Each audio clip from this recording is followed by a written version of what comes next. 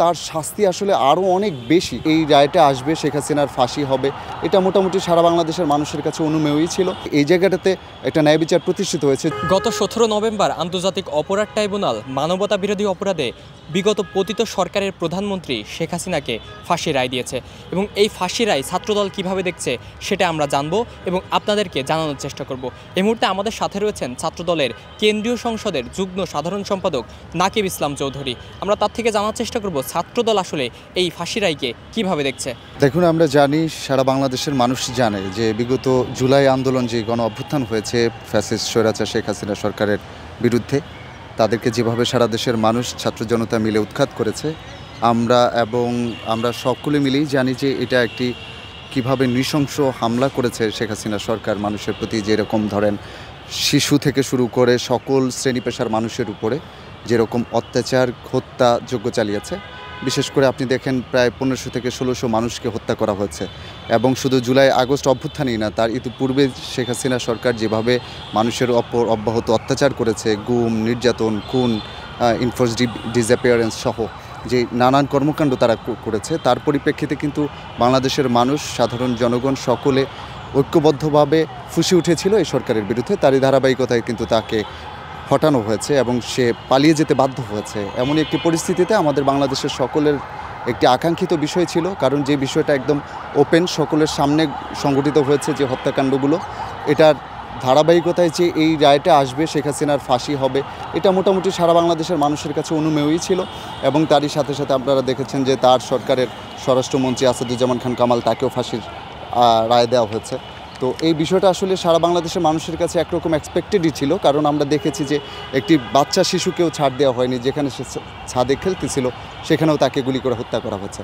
So এই জায়গাগুলোতে এসে আমরা বলতে চাই যে এই জায়গাটাতে একটা ন্যায় বিচার প্রতিষ্ঠিত হয়েছে। যদিও আমাদের মনে হয়েছে যে শেখ হাসিনা যে পরিমাণ হত্যা করেছে, যে পরিমাণ গুম করেছে, খুন করেছে, যে পরিমাণ অন্যায় আচরণ করেছে বাংলাদেশের মানুষের সাথে, তার তুলনায় তার শাস্তি আসলে আরও অনেক বেশি। কিন্তু যেহেতু আমাদের বাংলাদেশের আইন অনুযায়ী মৃত্যুদণ্ডটাই সর্বোচ্চ শাস্তি, সেক্ষেত্রে আমার কাছে মনে হয়েছে যে আপাতত এটা একটি সুবিচারের দৃষ্টান্ত স্থাপিত হলো। পাশাপাশি আমার একটি বক্তব্য রয়েছে, বিশেষ করে আইজিপি মামুনের ক্ষেত্রে, যেমন তাকে 5 বছরের সাজা দেওয়া হয়েছে। এই বিষয়টি আমার কাছে একটু বিতর্কিত মনে হয়েছে। কী কারণে? যেমন প্রথম কথা হচ্ছে যে এখানে রাজসাক্ষী হিসেবে যেখানে শেখ হাসিনা যে হত্যাযজ্ঞ করেছে, মানুষকে হত্যা করেছে, গুম করেছে, খুন করেছে, এই বিষয়গুলো সারা দেশের মানুষ দেখেছে, এটা ওপেন, সবার কাছে ছিল, অকাট্য প্রমাণ দলিল আছে, জাতিসংঘ বিবৃতি দিয়েছে, বিভিন্ন মানবাধিকার সংস্থাগুলো বিবৃতি দিয়েছে যে সে যেভাবে হত্যা করেছে এই বিষয়গুলো নিয়ে।